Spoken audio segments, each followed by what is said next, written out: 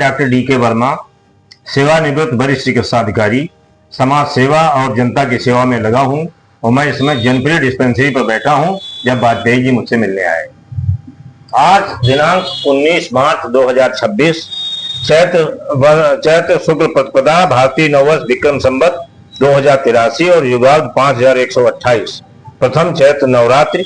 यह वर्ष आप सभी के जीवन में सुख समृद्धि, उत्तम स्वास्थ्य और नई सफलता लेकर आए, आपके घर को सकारात्मकता और खुशियों से भर दे। मां शैलपुत्री आपका कल्याण करें। यदि आप प्रसन्न हैं तो आपका जीवन उत्तम है, यदि आपके कारण लोग प्रसन्न हैं तो आपका जीवन सर्वोत्तम है। या देवी सर्वभूतेष मातृरूपेण संस्थिता, या देवी सर्वभूतेष शक्तिरूपेण संस्थिता, नमस्तस्यै नमस्तस्यै नमस्तस्यै, नमो नमः। माँ दुर्गे आप सबका कल्याण करें। डॉक्टर साहब, ये जो नव दुर्गा का जो आज ये हम लोग नवरात्र मनाते हैं, ये किस वक्त क्या इसका मकसद है? अब कब से स्टार्ट किया, कैसे मनाया जा रहा है, कब मनाया जा रहा है, ये क्यों मनाया जा रहा है? देखिए साहब, एक समय था कि महिषासुर के आतंक से चारों तरफ त्राहिमाम त्राहिमाम मचा हुआ था, देवता निराश थे।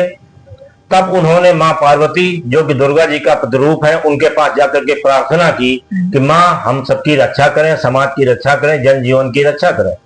तो माँ दुर्गा ने माँ दुर्गा या माँ पार्वती ने अपनी शक्ति, अपने अंश से 9 अंश प्रकट किए, जो 9 दिनों में अलग अलग नामों से मनाया जाता है। और वो 9 रूप हैं, वो 9 रूप मैं आपको बता रहा हूं। पहला रूप माता जी का कौन सा रहा है? और माता जी का पहला रूप है माँ शैलपुत्री, जो कि प्रथम दिन होता है।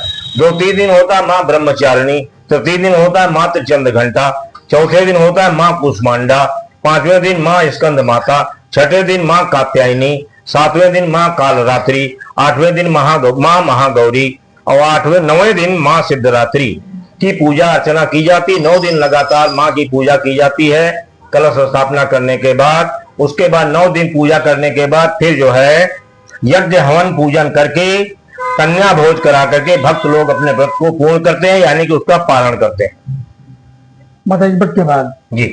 अच्छा, ये इसका आध्यात्मिक, जो तो आपने आध्यात्मिक पता चला, इसका वैज्ञानिक भी कुछ रूप और भी है? देखिए, नवरात्र भारतीय संस्कृति में और विदेशों ने भी अब इसको माना है। वैज्ञानिकों ने अपने तर्क में ये माना है कि जो फास्टिंग होती है, यानी कि व्रत हमारे शरीर को लाभ पहुंचाते हैं। तो लाभ क्या होता है? एक होता है फास्टिंग, जिसमें कुछ नहीं खाते आदमी। एक होता है रेमिटेंट फास्टिंग, जो 12 से 14 घंटे का व्रत होता है। उसमें आपको नींबू पानी पीना है, पानी पीना है, खीरा खाना है, इस तरीके के आइटम खाने हैं जो कि हमारे शरीर को कैलोरी ना दे। बिना कैलोरी वाला खाद्य लिया जाए तो रेमिटेंट फास्टिंग है। और उसमें फायदा ये होता है कि आपके लीवर को डिटॉक्स करता है, आपकी शुगर को कंट्रोल करता है। लेकिन एक शर्त है, सीनियर सिटीजन्स जो व्रत रहते हैं वो सोच समझ कर रहें, क्योंकि उनका शुगर कहीं ज्यादा डाउन ना हो जाए।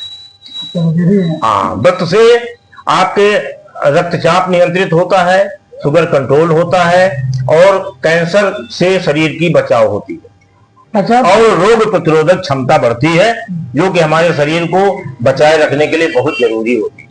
ये जो माता जी के पावन पर्व ये आपका नवरात्र मनाया जाता है, आप तो जनपद वासियों को, देशवासियों को कुछ संदेश देना चाहेंगे माता के रूप में? मैं जनपद वासियों से, क्षेत्रवासियों से ये अनुरोध करता हूं कि चूंकि यह त्योहार जो है ये असत्य पर सत्य की विजय के लिए होता है, तो आपसी मन मुटाव, दुराग्रह, भेदभाव और अपने दिलों के अंदर जो संचय कर रखा है, उन सब चीजों को निकाल करके माँ आपसे अनुरोध है कि हम सभी को रिद्धि दें, सिद्धि दें, वंश में वृद्धि दें, हृदय में ज्ञान दें, चित्त में ध्यान दें, अभय वरदान दें, दुख को दूर कर सुख भरपूर दें, आशा से संपूर्ण कर सज्जनों के हित में, कुटुंब में प्रीत दें, जन्म में जीत दें, माया दें, साया दें और निरोगी काया दें, मान दें, सम्मान दें, सुख समृद्धि और सत्य से भक्ति भरपूर दें, विश्व में सद्भाव दें और जो युद्ध इस समय चल रहा है विश्व के विनाश के लिए, उसको तत्काल बंद हो, आपसी वैमनस्यता समाप्त हो आप आपस में सद्भाव हो और विश्व का कल्याण हो। मैं माँ से यही प्रार्थना करता हूँ कि सब स्वस्थ रहें, सुखी रहें, निरोगी रहें और विश्व का कल्याण हो। जय माँ।